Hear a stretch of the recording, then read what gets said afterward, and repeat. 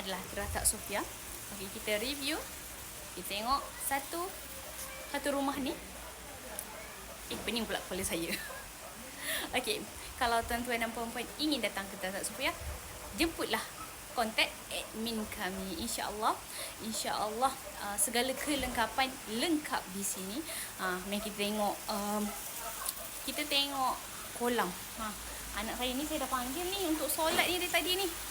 Masing-masing dari tadi, dari sampai hinggalah sekarang tak habis-habis lagi. Puan nak solat ni. Okey, tuan-tuan dan puan-puan, jemputlah datang ke sini untuk menghabiskan masa bersama keluarga tersayang. Okey. Kalau nak buat appointment untuk harta pusaka, boleh juga hubungi Nurul, dan kita kontak sambil kontak untuk bercuti di sini. Boleh juga sambil itu untuk menerangkan tentang harta pusaka. Sebab saya tinggal di area sini sahaja. Saya tinggal di Teluk Panling Megarang, menikah dengan orang sini.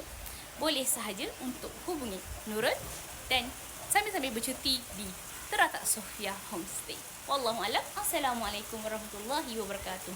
Kena panggil anak. Kalau tak, dia orang tak naik-naik untuk solat ni.